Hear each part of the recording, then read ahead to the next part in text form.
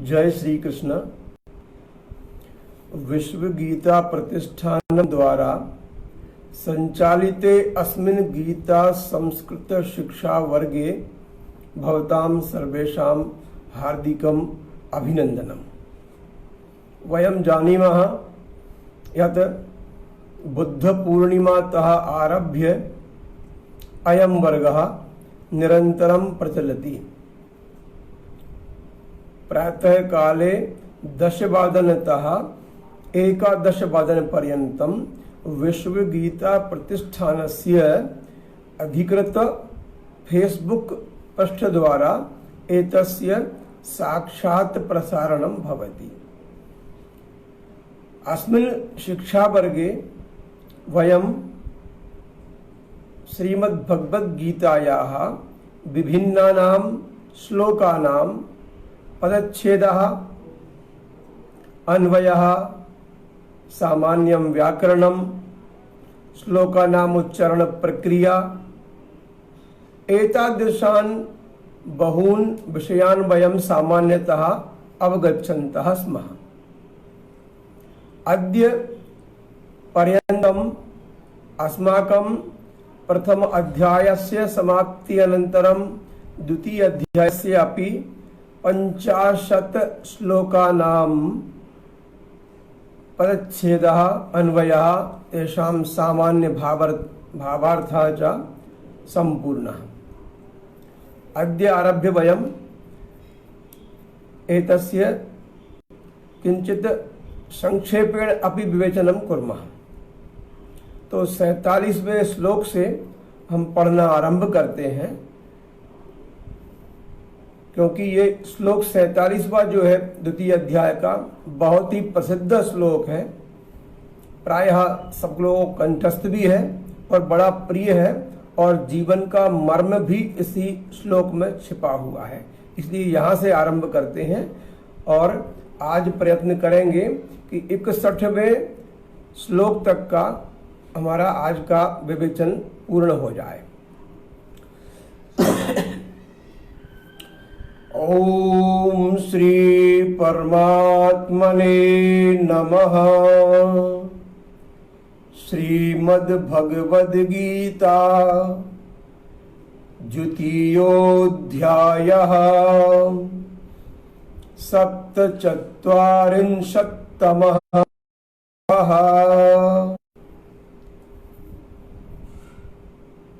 कर्मण्येवाधिकारस्ते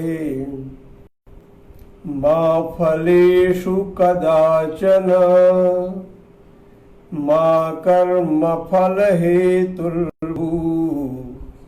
मा ते संगोऽस्त्वकर्मणि योगस्थः कुरु कर्माणि संगं त्यक्त्वा धनञ्जय। सिद्ध्यसिद्ध्योः समो भूत्वा समत्वं योग उच्यते। धूरेण ह्यवरं कर्म बुद्धियोगात् धनञ्जय। बुद्धौ शरणमन्विच्छ कृपणाः फलहेतवः। बुद्धियुक्तो जहातीह उभे सुकृतदुष्कृते। तस्माद्योगाय युज्यस्व योगः कर्मसु कौशलम्। कर्मजं बुद्धियुक्ता हि फलं त्यक्त्वा मनीषिणः। जन्मबन्धविनिर्मुक्ताः पदं गच्छन्ति अनामयम्। पदं गच्छन्त्यनामयम्। यहाँ से हम शुरू करते हैं। 51वां श्लोक है, जो पहले से बात चली थी कि समबुद्धि युक्त व्यक्ति के बारे में चर्चा थी कि समता समत्वम योग युच्यते, समता ही योग कही जाती है। और योगः कहा अस्ति, योगः कर्मसु कौशलम, केसु कर्मसु, जो कर्म के बंधन में डालते हैं ऐसे कर्मों से छूटने, ऐसे कर्म फलों से छूटने का, कर्म बंधनों से छूटने का जो उपाय है वही कुशलता है। इसलिए कहा कि योगः कर्मसु कौशलम। दूसरे अध्याय के 51वें श्लोक का पदच्छेद किया, सरल है। कर्मजम बुद्धि युक्ताः ही फलम, अनुस्वार का मकार कर दिया, त्यक्त्वा मनीषिणः जन्म बंध विनिर्मुक्ताः, पदम इसका संधि विच्छेद कर दिया, गच्छन्ति अनामयम। इस प्रकार से आया, इसको कर्ता कर्म क्रिया के क्रम में जमाया, इसको अन्वय करना कहते हैं।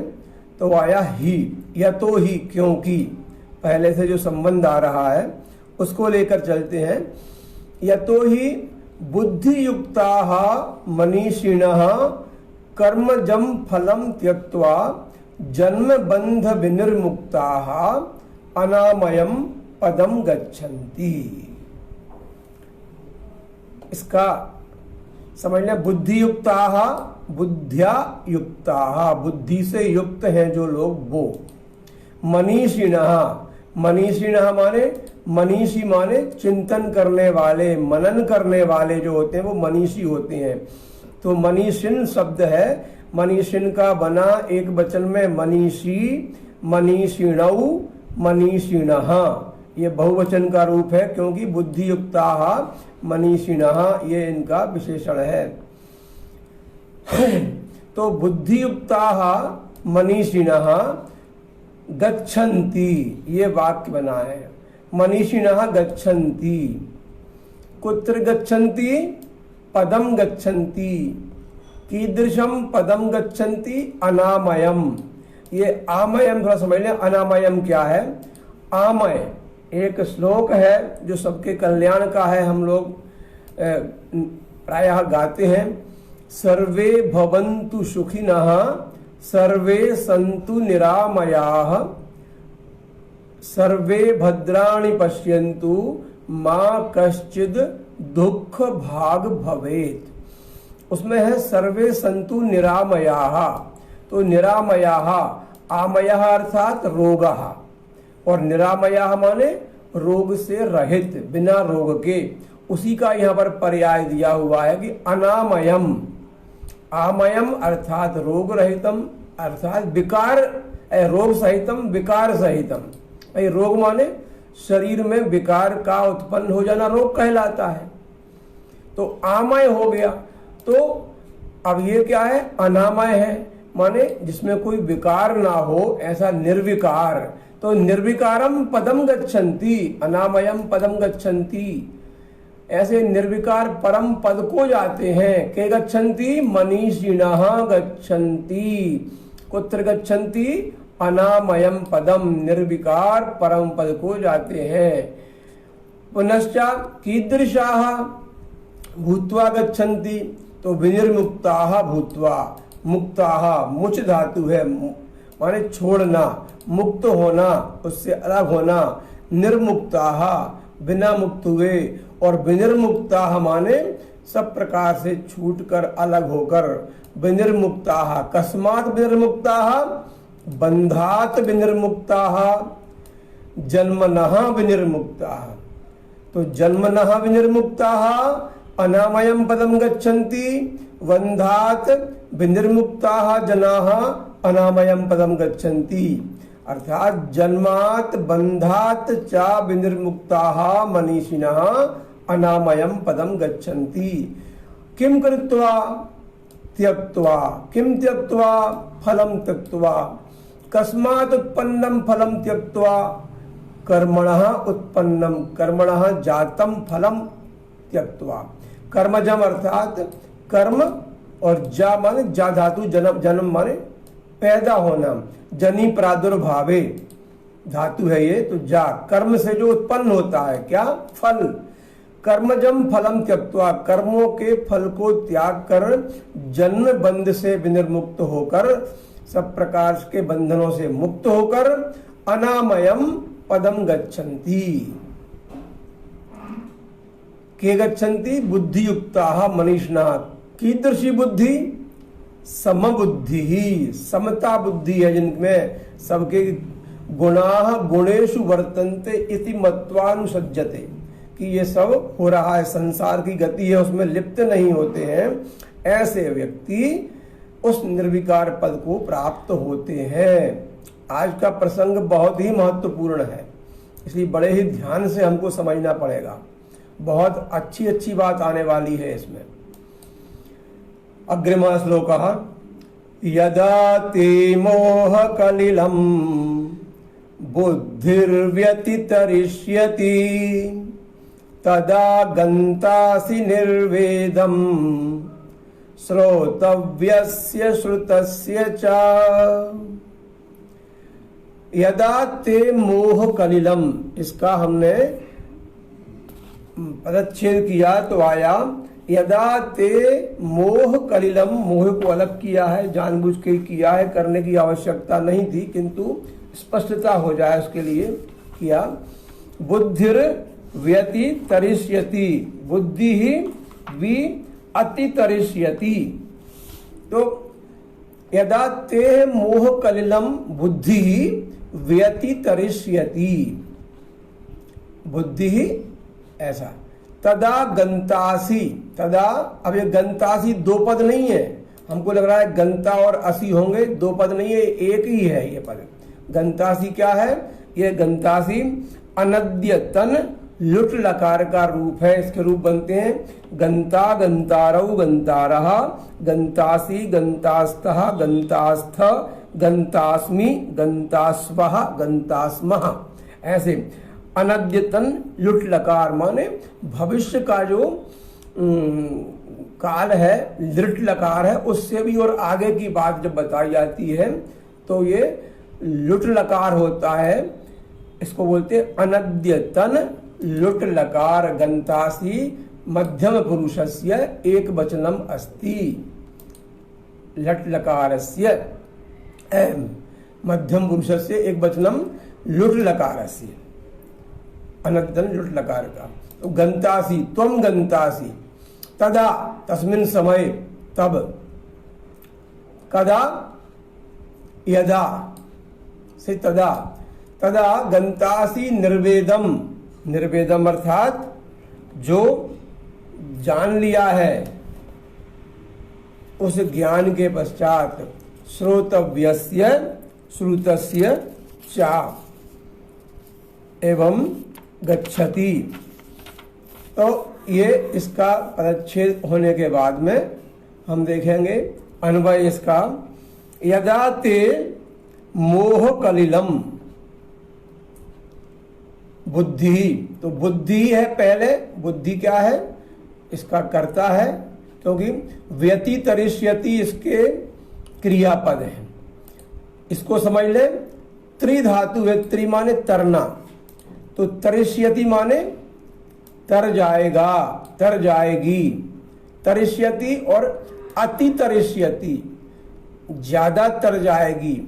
फिर वी धन अति तरिष्यति, ये बी और अति इसमें उपसर्ग लगे हुए हैं। व्यति तरिष्यति, ये वी और अति को मिलकर मतलब विशेष रूप से अच्छे प्रकार से भली भांति से तर जाएगी। किम तर जाएगी, क्या तर जाएगी, मोह कलिलम, इसको तर जाएगी। कलिलम माने गंदगी, कीचड़, दलदल। कीदृशम कलिलम, मोह रूपकम कलिलम, मोह रूपी कलिल। जो कुछ भी है ये संसार में केवल मोह है। मोह अर्थात मुह धातु है, मोह। इत्र इत्र मुह्यंती, ये मोह जो बड़ा खराब है, मोह ही है जो है। कुछ दुर्गा सप्तशती में कहा है कि ज्ञानी नाम अपि चेतांसी देवी भगवती ही सा बलादाकृत्य मोहाय महामाया प्रयच्छति।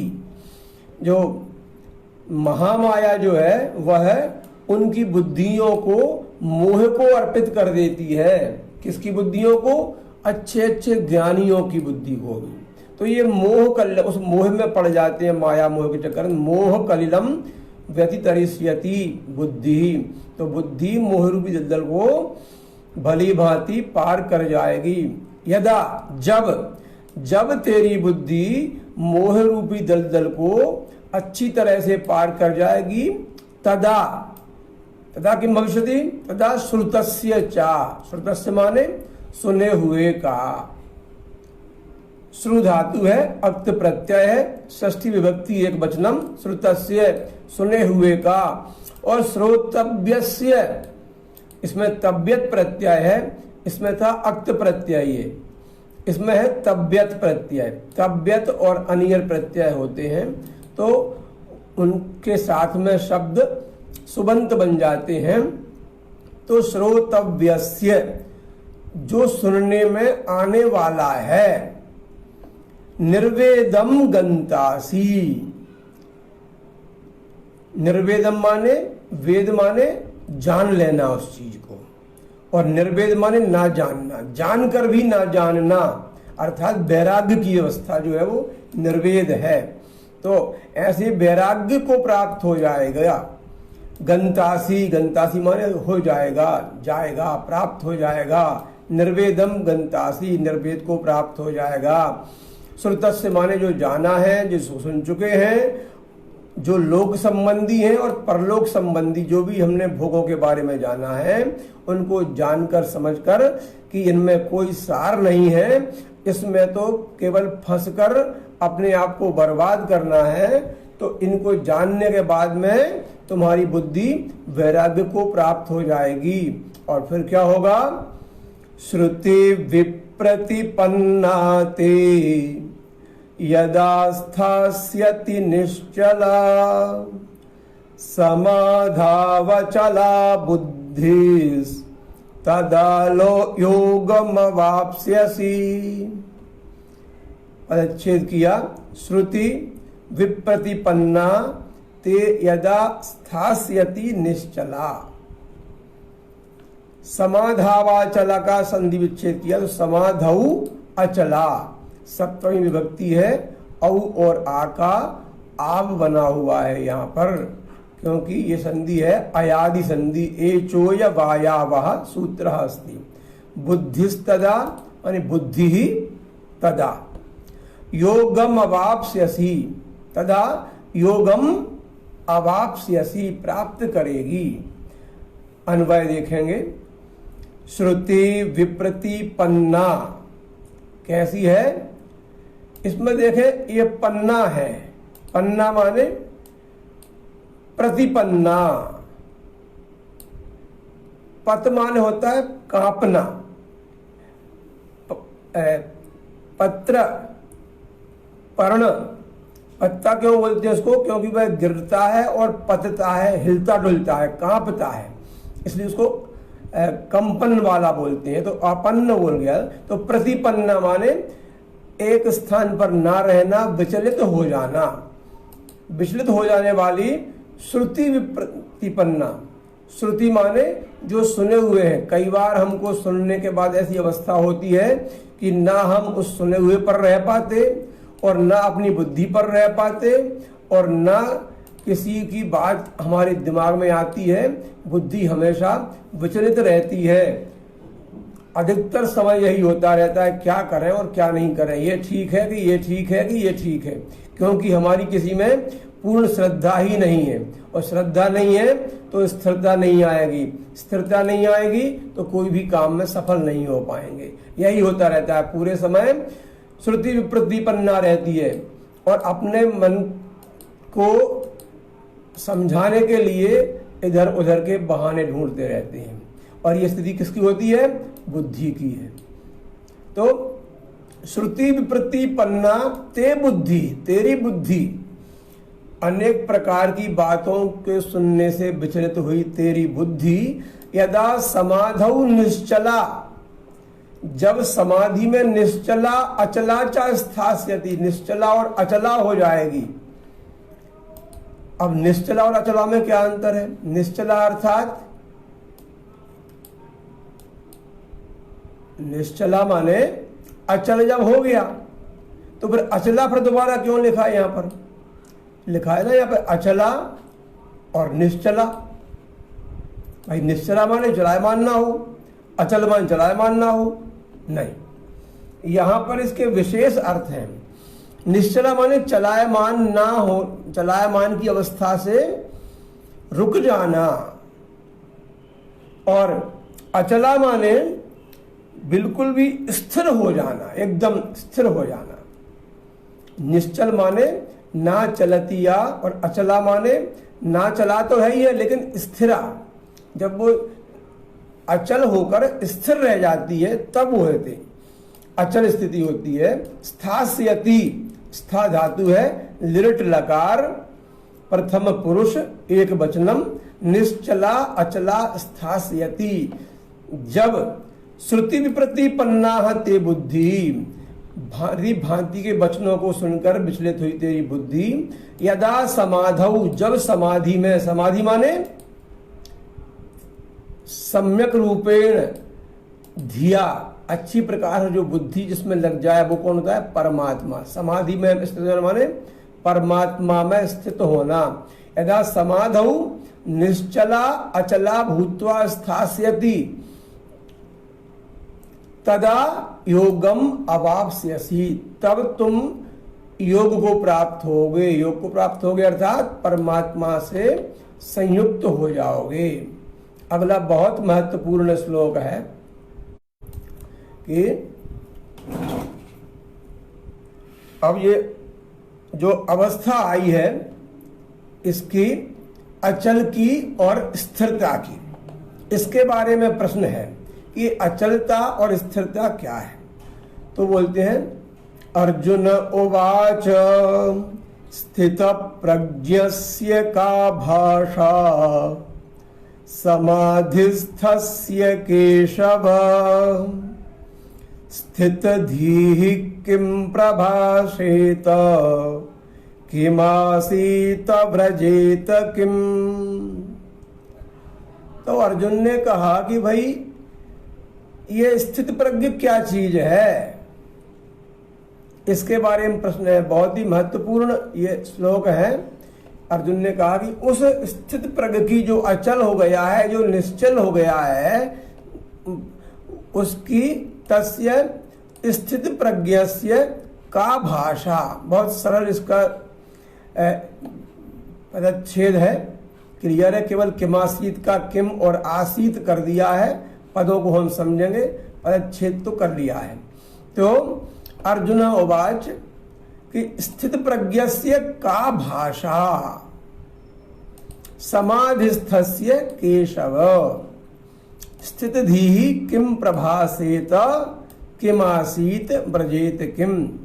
अन्वय किया, अन्वय करते में देखेंगे कि हे केशव, केशव इति अत्र संबोधन पदम, तो केशव, हे केशव समाधिस्थस्य, यह समाधौ स्थितः अस्ति तस्य, जो समाधि में स्थित है उसकी स्थित प्रज्ञस्य, यस्य प्रज्ञा स्थिता तस्य, जिसकी प्रज्ञा स्थित हो गई है, जिसकी बुद्धि स्थिर हो गई है, का भाषा।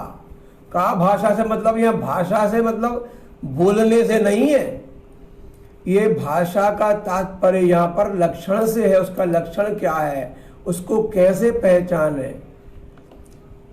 फिर आया स्थित धीहि किम प्रभासेत।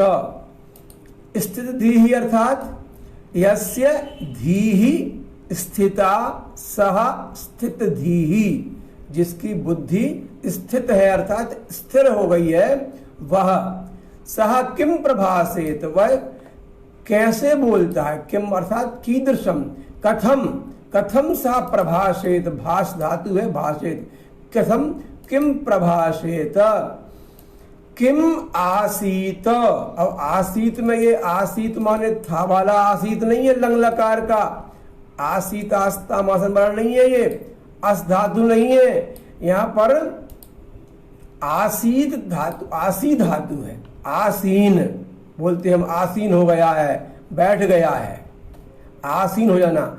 आसीन से इससे निष्पन्न है आसनम, आसनम माने बैठने योग्य कोई पदार्थ, कोई वस्तु।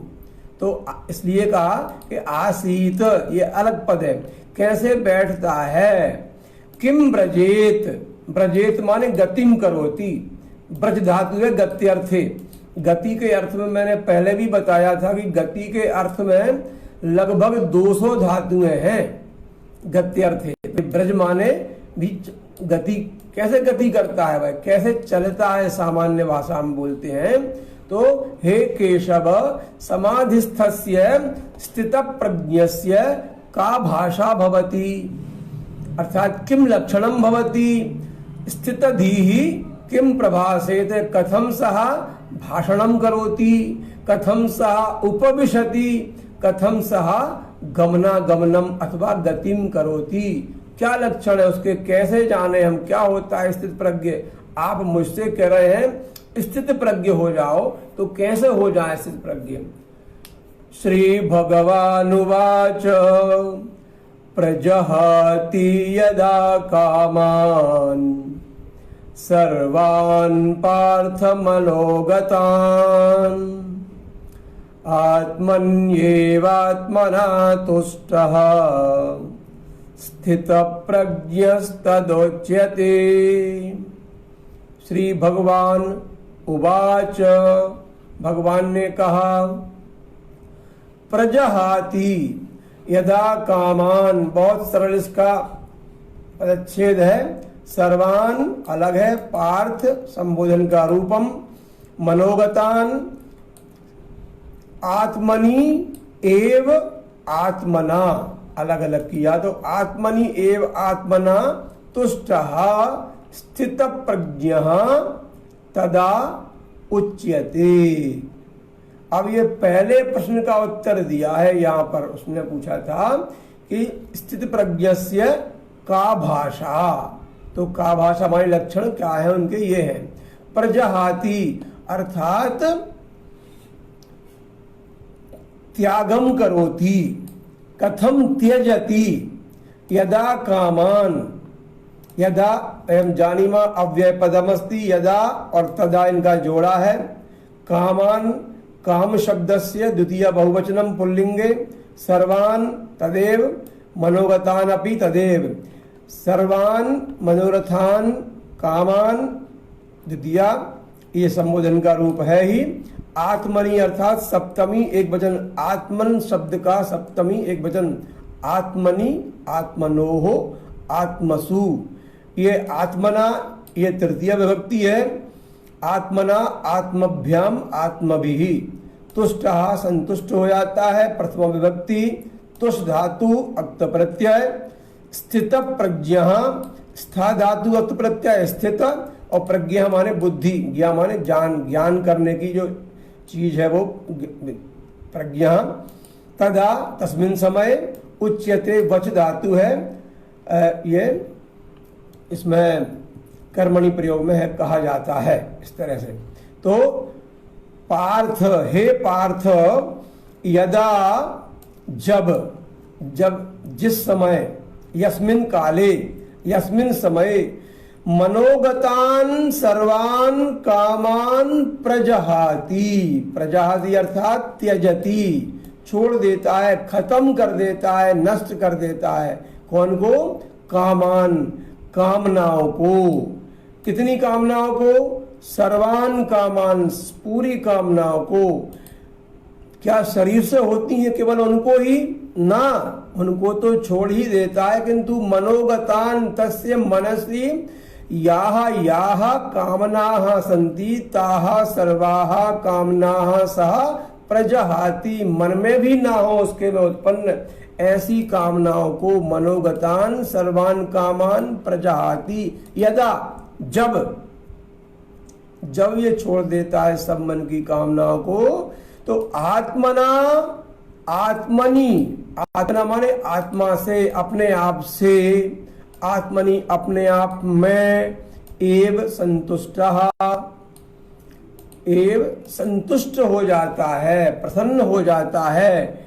अपने आप से अपने आप में देखना, को जो सिद्ध पुरुष होते हैं, जो पहुंचे हुए व्यक्ति होते हैं, जो बहुत महात्मा होते हैं, वह बड़े प्रसन्न रहते हैं अपने आप से ही, उन्हें किसी संसार से कोई लेना देना नहीं होता। तब उनको बोलते हैं आत्मा राम भी बोलते हैं उनको हमारी भाषा में, कि आत्मना आत्मनि एव तुष्टः तदा स्थित प्रज्ञ उच्यते।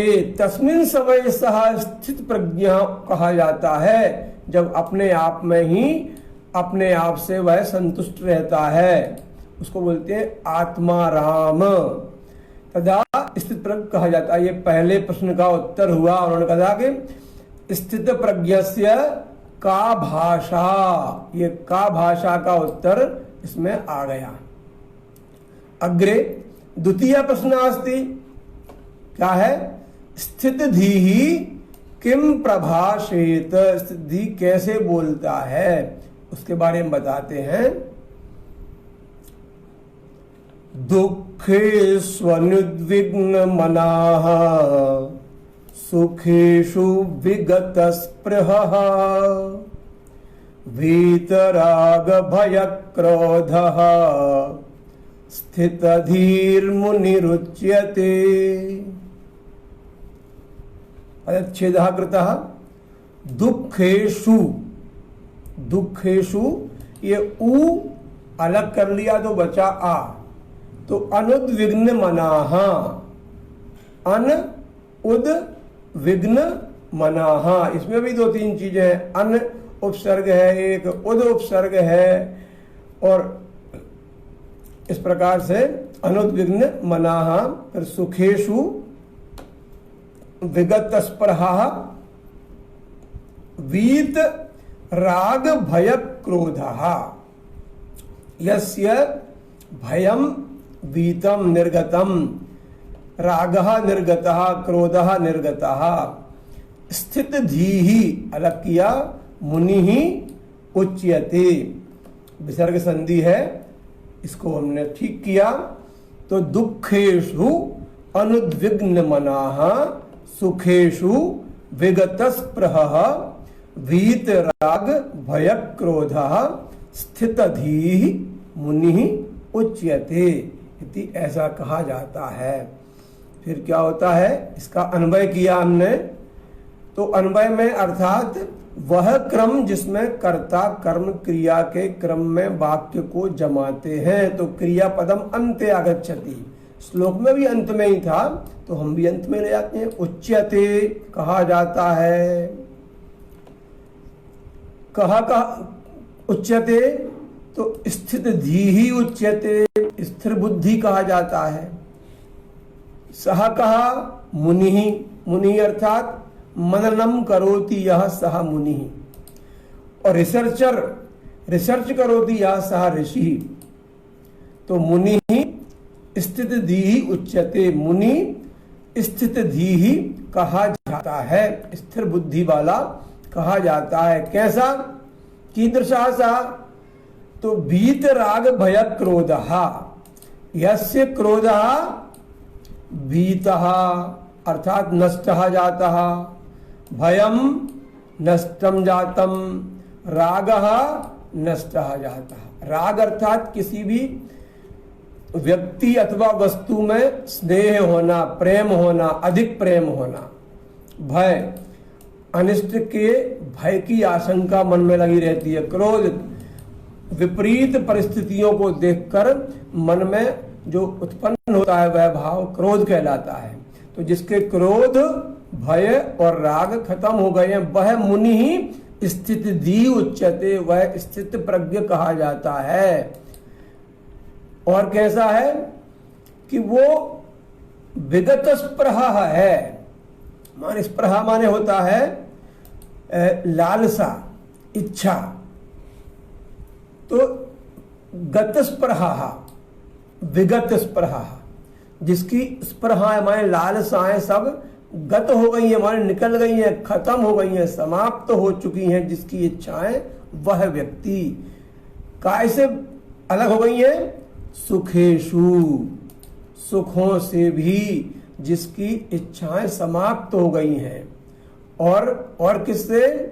कि दुखेशु अनुद्विग्न मना, दुखों से भी समाप्त हो गई हैं। जो व्यक्ति दुखों में जिसका मन उद्विग्न नहीं होता है और सुख में जिसका लगाव नहीं होता है, मतलब दुख में कष्ट का अनुभव ना करना और सुख में अपने आप को लगाए ना रखना, और बीत राग और भय क्रोध जिसने कर लिए हैं, ऐसा मुनि ही स्थित धी ही उच्यते, स्थित धी कहा जाता है ऐसा मुनि। अगले इसी प्रश्न का उत्तर चल रहा है अभी। यह सर्वत्रानभिस्नेहः तत्प्राप्य शुभाशुभम् नाभिनन्दति न द्वेष्टि तस्य प्रज्ञा प्रतिष्ठिता। यह अर्थात जो, एक शब्द है यत शब्द, पुल्लिंग में रूप बनते उसके, यह यऊ ये। यत माने जो, यह माने जो व्यक्ति। सर्वत्र अलग अलग किया पदच्छेद में, तो सर्वत्र अनभिस्नेहः तत प्राप्य शुभ अशुभम शुभाशुभम शुभम चा अशुभम चा इति शुभाशुभम न अभिनंदति, अलग किया, न द्वेष्टि न द्वेषम करोति तस्य प्रज्ञा प्रतिष्ठिता, उसकी प्रज्ञा प्रतिष्ठित है, स्थित है। यह सर्वत्र, जो सर्वत्र, अनभिस्नेह तत प्राप्य शुभ अशुभम न अभिनंदति न द्वेष्टि तस्य प्रज्ञा प्रतिष्ठिता। प्राप्य में प्रा उपसर्ग है, आप धातु और ल्यप प्रत्यय है, बाकी सरल है, सामान्य है। द्वेष्टि जो ना द्वेष करता है, अभिनंदति ना उसका अभिनंदन करता है, समान भाव से रहता है। यह सर्वत्र अन्वय किया तो यह सर्वत्र अनभिस्नेह, मतलब जो सब जगह सब तरफ से, अनभिस्नेह, स्नेह माने प्रेम, अभिस्नेह माने ज्यादा प्रेम, और अनभिस्नेह माने अधिक प्रेम से रहित, बिना अधिक प्रेम के। तत् शुभाशुभम प्राप्य, उस शुभ माने अच्छी और अशुभ माने खराब वस्तु को प्राप्य या व्यक्ति को प्राप्य। न अभिनंदति, नंद धातु है, नंदति माने प्रसन्न होता है, इसलिए नाम हुआ उनका नंद, नंद के दुलारे, नंद नंदन, नंद और यशोदा जो हमेशा प्रसन्न रहते हैं वो नंद हुए। तो नंदति माने प्रसन्न होता है, अभिनंदति माने प्रसन्न करता है दूसरों को और स्वयं प्रसन्न होता है। तो ना तो अभिनंदति और ना द्वेष्टि, ना द्वेष करता है। अभी हमारे पास दोनों ही चीजें हैं, या तो द्वेष है या फिर प्रेम है, बीच की स्थिति बहुत ही कम होती है। तो यह ना अभिनंदति ना द्वेष्टि तस्य प्रज्ञा प्रतिष्ठिता, उसकी प्रज्ञा जो है वो प्रतिष्ठित है। एक बार फिर समझ लें कि जो हमेशा हर जगह किसी भी प्रकार के स्नेह से रहित रहता है, उस शुभ या अशुभ वस्तु को प्राप्त करके भी ना तो प्रसन्न होता है अधिक और ना द्वेष करता है, उसकी प्रज्ञा प्रतिष्ठित होती है। अग्रिमः श्लोक कहा, यदा संहरते चायम कूर्मोऽङ्गानीव सर्वशः, अंगानी है ये, कूर्मोऽङ्गानीव सर्वशः इंद्रियाणीन्द्रियार्थेभ्यस्तस्य प्रज्ञा प्रतिष्ठिता। थोड़ा इसमें मिसप्रिंट हो गया है ये।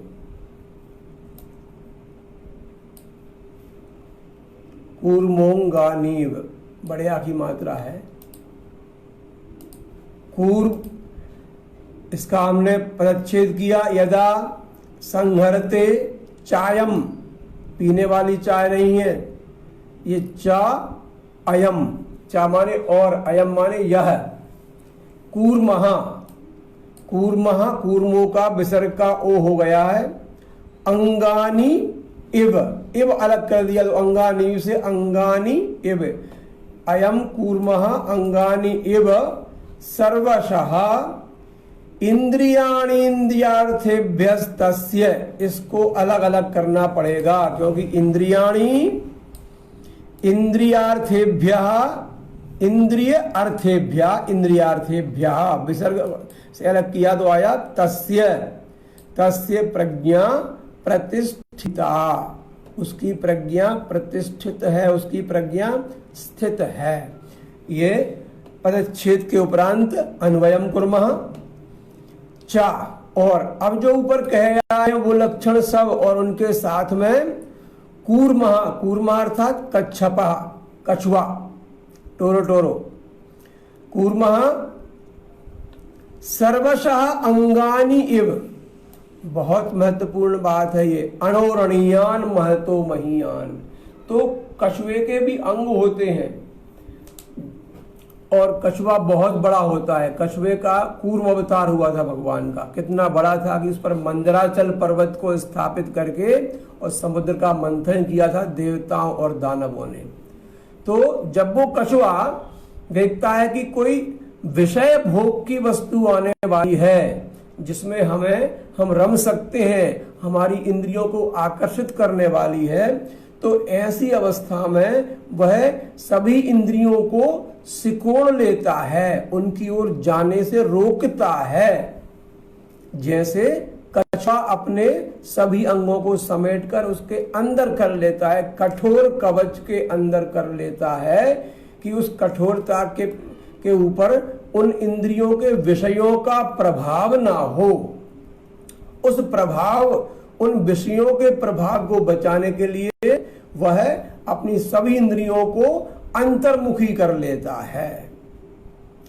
तो कछुए से ये बात सीखना चाहिए। योग के सूत्रों में भी है ये कि किस प्रकार से इंद्रियों को हमें रखना चाहिए सिकोड़ कर, क्योंकि विषय जब आते हैं तो वह इंद्रियों को आकर्षित करते हैं, बलात् आकर्षित करते हैं, सबकी इंद्रियों को करते हैं, वो चाहे कोई भी हो। जीव अर्थात पेड़ पौधों को भी आकर्षित करते हैं, पशु पक्षियों को भी करते हैं, पर मनुष्य की तो बात ही क्या है, मनुष्य तो इंद्रियों का गुलाम वैसे ही है। तो जब ऐसे कोई विषय आते हैं तो उनको सर्वशः अंगानि कूर्मः इव सह एकत्रीकरोति आत्मनि संपादयति। अंग यदा अयम इंद्रिय अर्थेभ्यः इंद्रियाणि संहरते, तो यदा अयम, जब यह इंद्रियार्थेभ्यः, इंद्रियों के जो अर्थ आते हैं उनसे, इंद्रियाणि संहरते। अब संहरते माने संहार कर देता है, समझ लीजिए इस बात को, महत्वपूर्ण है कि केवल सिकोड़ लेता है नहीं, उन इंद्रियों के अर्थों से, उन इंद्रियों के विषयों से अपनी इंद्रियों को इस प्रकार से दूर कर लेता है जैसे उसका कोई संबंध ही नहीं है, ऐसे वो चीज नष्ट ही है, उसके सामने कुछ है ही नहीं है। तस्य प्रज्ञा प्रतिष्ठिता, उसकी प्रज्ञा प्रतिष्ठित है, ऐसा समझो। क्योंकि कोई भी जीव है उसमें भगवान ने कर्मेंद्रियां भी दी हैं, ज्ञानेंद्रियां भी दी हैं, पंच महाभूत हैं ही, पंच तन्मात्राएं होती हैं। मन बुद्धि चित्त अहंकार को लेकर जो ये स्थूल शरीर की रचना हुई है, उस शरीर को उसी प्रकार से बचाना चाहिए जैसे कछुआ अपने अंगों को समेट लेता है। अग्रिमः श्लोकः विषया विनिवर्तन्ते निराहारस्य देहिनः रसवर्जं रसोऽप्यस्य परम दृष्ट्वा निवर्तते। विषयाः, ये जो बहुवचन के पश्चात विसर्ग है इसका लोप हो जाता है, तो वो हमने पदच्छेद में लिख दिया, विषयाः कर दिया। विनिवर्तन्ते, वैसा का वैसा। निराहारस्य तथैव। देहिनः देहिनः। रसवर्जम, रसवर्जम केवल अनुस्वार का मा किया नीचे। रसः अपि अस्य, इसको समझ लेंगे। रसः अपि और अस्य, ई का या बन गया है, यहां अवग्रह संधि हो गई है, ये इसको बोलते हैं पूर्व रूप संधि। अपि अस्य परम, वही अनुस्वार स्थाने मकारा। दृष्ट्वा, दृश्य धातु त्वा प्रत्यय, इसमें हलंत नहीं आ पा रहा कुछ टेक्निकल मिस्टेक के कारण से, इसलिए दृष्ट्वा टा में हलंत होना चाहिए यहां पर। निवर्तते अर्थात विषयाः विनिवर्तन्ते निराहारस्य देहिनः। उनके तृतीय प्रश्न का उत्तर आ रहा है कि निराहारस्य देहिनः विषयाः विनिवर्तन्ते। कैसे? थोड़ा समझने की बात है। हम लोग व्रत, उपवास, पूजन बहुत करते हैं, तो इस बात को समझ लेंगे कि विनिवर्तन्ते माने निवृत्त हो जाते हैं। विषयाः, विषय निवृत्त हो जाते हैं। देहिनः माने देही के, मनुष्य के, पुरुष के। निराहारस्य, निराहार माने आहार करना। आहार करना अर्थात केवल भोजन का आहार करना ही आहार करना नहीं है। ये अत्यंत महत्वपूर्ण बात है कि आहार करना अर्थात जो इंद्रियां जिस विषय को चाहती हैं, उस इंद्रिय को उस विषय की प्राप्ति में सहयोग करना, ये आहार करना है। जैसे हमारी आंखें चाहती हैं कि हम अच्छा दृश्य देखें, तो अच्छे दृश्य में अपनी आंखों को लगाना, ये आंखों का आहार है, ये इंद्रियों का विषय है। ऐसे ही हमारे कान चाहते हैं कि इस प्रकार की ध्वनि हम सुने और सुनते रहें, भले ही चाहे वो हमारे कल्याण करने वाली हो अथवा हमको विषयों की ओर भटकाने वाली हो, तो ये कानों का विषय वो अच्छी ध्वनि हो गई, वैसी अच्छी या बुरी जो भी ध्वनि है वैसी। ऐसे ही रसना की, ऐसे ही घ्राण का, ऐसे ही स्पर्श का, ऐसे ही कर्मेंद्रियों का, जो हमारी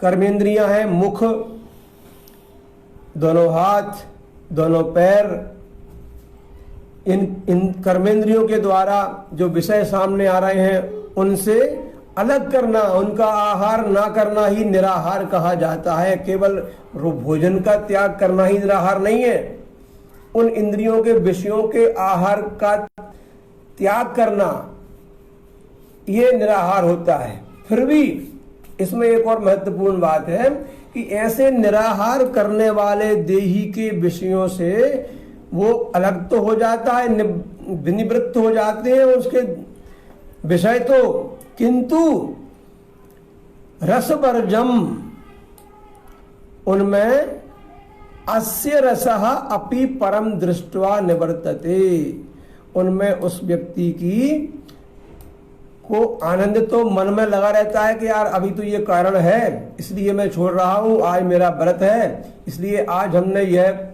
भोजन में छोड़ दिया है, बस सायंकाल अथवा कल तो वो चीज बनाओ और भरपेट खाएंगे, तो मन तो उसमें लगा हुआ है। तो ऐसी ही इंद्रियां हैं, जब तक उस रस में भी आसक्ति है तो हम निराहारी नहीं हैं, हमारा व्रत नहीं हो पाया, हम इंद्रिय पर निग्रह नहीं कर पाए, नियंत्रण नहीं कर पाए, इसलिए उससे अलग होना पड़ेगा। अस्य रसः अपि परम दृष्ट्वा निवर्तते, लेकिन उसमें निवृत्ति नहीं होती। किंतु जो स्थित प्रज्ञ होता है उसकी आसक्ति ना तो इंद्रियों के द्वारा उन विषयों का भोग करने के लिए होती है और ना ही मन के द्वारा उसमें उसकी आसक्ति होती है, क्योंकि वह तो परमात्मा का साक्षात्कार कर चुका होता है, उसकी इंद्रियां सबों से निवृत्त हो जाती हैं। ऐसा है वो स्थित प्रज्ञ व्यक्ति। अग्रिमा श्लोका यततो ह्यपि कौन्तेय पुरुषस्य विपश्चितः इंद्रियाणि प्रमाथीनि हरन्ति प्रसभं मनः। पदच्छेद किया। यततो माने यततः प्रयत्नम कुर्वतः। ही अपि दो शब्द हैं, ही अलग है, अपि अलग है। कौन्तेय संबोधनस्य रूपम, पुरुषस्य विपश्चितः इंद्रियाणि प्रमाथीनि हरन्ति प्रसभं मनः सरलम अस्ति। अन्वयः, अब हमने इसको कर्ता कर्म क्रिया के उसमें क्रम में जमाया तो पहले आया संबोधन, हे कौन्तेय। ही क्योंकि प्रमाथीनि इंद्रियाणि, इंद्रियाणि कीदृशानि, प्रमाथीनि माने मन को प्रमथन करने वाली, मन को हिलाने डुलाने वाली होती हैं। और मन जो है वो इंद्रियों के द्वारा भोग करता है। यदि इंद्रिय के विषय में वो चीज ना आए, इंद्रिय के दृष्टि में वो चीज ना आए तो मन कदाचित मान भी जाए। जैसे कि हमें भूख लगी है और बड़ा स्वादिष्ट भोजन पक रहा है और उस भोजन की गंध जैसे ही हमारी नासिका के पास आती है तो तुरंत जीभ में रस आ जाता है, जल आ जाता है, लार आ जाती है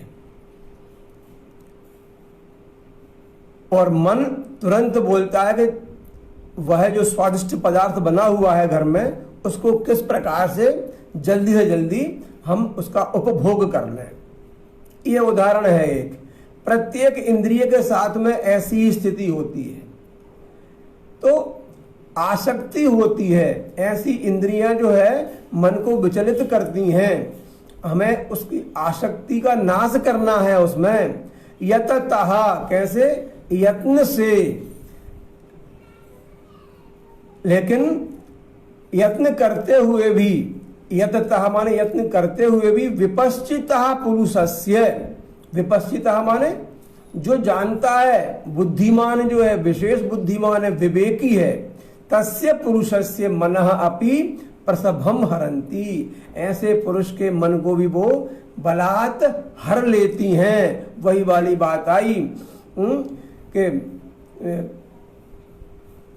मन को जो है वो महामाया हर लेती है। तो महामाया क्या है, यहाँ तो हमारी महामाया इंद्रियां ही हैं। ये इंद्रियां अच्छे व्यक्ति को भ्रष्ट कर देती हैं, इसलिए इन पर नियंत्रण रहेगा तो मन नियंत्रित रहेगा।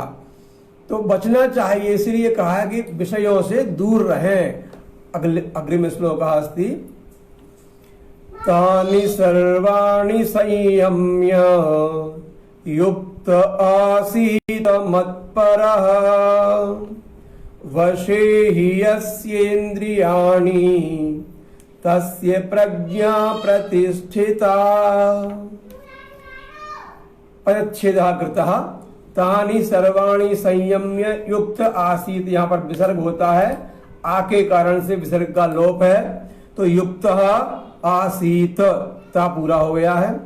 ये भी वही वाला आसीत है, बैठने वाला, ठहरने वाला, रुकने वाला, था वाला आसीत नहीं है। मत परहा मम परायणः। वशे ही यस्येन्द्रियाणि गुण संधि है, अलग किया तो यस्य इंद्रियाणि तस्य प्रज्ञा प्रतिष्ठिता। तो अग्रे गच्छामः। ये परिच्छेदन अनंतरम अन्वय।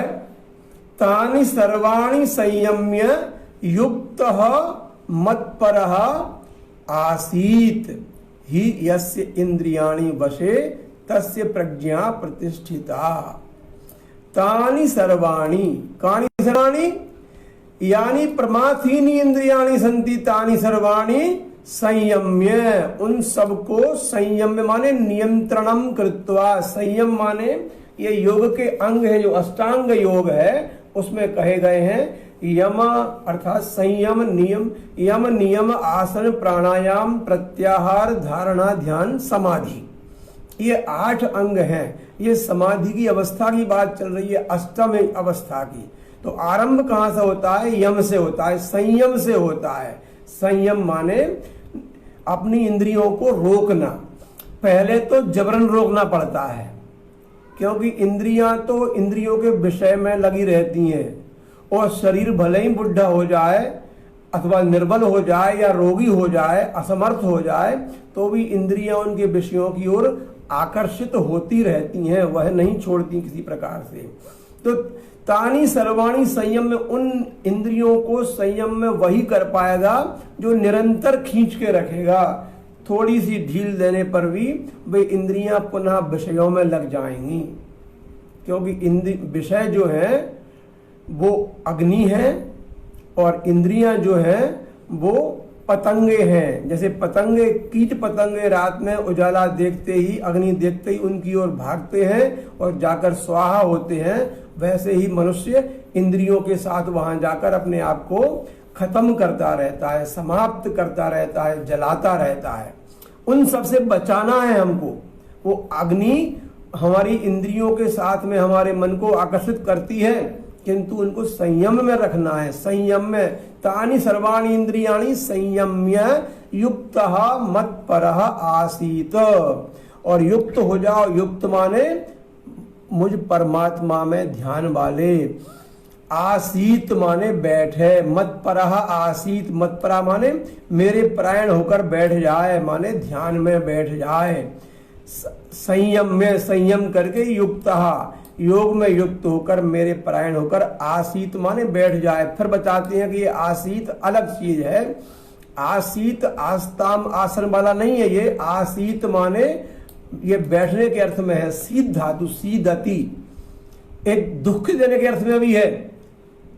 सीध धातु एक सीध है, इसमें बैठने के अर्थ में भी। तो आसीत ही यस्य इंद्रियाणि वशे, जिसकी इंद्रियां वश में हैं, यस्य इंद्रियाणि वशे तस्य प्रज्ञा प्रतिष्ठिता। ये उनके प्रश्न का उत्तर हुआ कि किसकी प्रज्ञा प्रतिष्ठित है। जैसे हमने पहले देखा था, इस श्लोक में प्रश्न किया था अर्जुन ने कि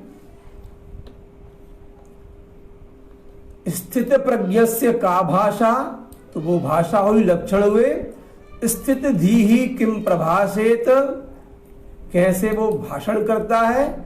स्थित धीहि किम आसीत, कैसे वो बैठता है। और किम ब्रजेत, कैसे वो गति करता है, कैसे चलता फिरता है। इन सब के बारे में चर्चा, इसका उत्तर ये 61वें श्लोक में हमने मिला। यहाँ तक 61 तक में उसकी व्याख्या हुई है, उसके उत्तर हुए हैं क्रमशः। कल से दूसरा विषय आएगा, फिर तो देखेंगे। अद्यतनः कालः अस्माकं समाप्तिं प्रायः गच्छति, वयं पश्यामः यद कितना गूढ़ विषय अर्जुन और कृष्ण के बीच में चल रहा है, और इस समय में हमको उसको समझने का अवसर मिला हुआ है। तो सभी लोग बहुत ही ध्यान पूर्वक हम इस चीज में लगे हुए हैं। ये ईश्वर की महती कृपा है कि अपनी इंद्रियों को यहाँ वहाँ फालतू चीजों से, समाचार पत्रों से या दूरदर्शन से या मोबाइल, इन सब से अलग करके ये एक परम कल्याणकारी जो पदार्थ है श्रीमद् भगवत गीता, उसके चिंतन में हम लगे हुए हैं। सभी लोग कल से जब भी बैठें तो ध्यान रहें। वैसे लोग बैठ रहे हैं, किंतु जो नए श्रोता हैं, जो नए साथी हैं, उनसे निवेदन है यदि गीता जी की पुस्तक पदच्छेद अन्वय वाली हो तो उसको लेकर बैठें, और यदि वह नहीं है तो जो भी गीता जी आपके पास उपलब्ध हैं उन गीता जी की पुस्तक को लेकर बैठें, और जहां जहां जो हम समझ रहे हैं उसको चिन्हित करते जाएं और समझते जाएं, ताकि आगे भविष्य में ना हो। क्योंकि गीता तो ऐसी है कि इसको जितने बार पढ़ेंगे उतने बार इसके नए अर्थ आएंगे और उतना विस्तार आएगा, उतनी गहराई आएगी। इसलिए हमको इसमें लगे रहना चाहिए। अंत में 18वें श्लोक का अंतिम मंत्र है, उसको पढ़ेंगे और समापन करेंगे। यत्र योगेश्वरः कृष्णो यत्र पार्थो धनुर्धरः तत्र श्रीर्विजयो भूतिर्ध्रुवा नीतिर्मतिर्मम। ओम शांति शांति शांति। जय श्री कृष्ण। नमो नमः।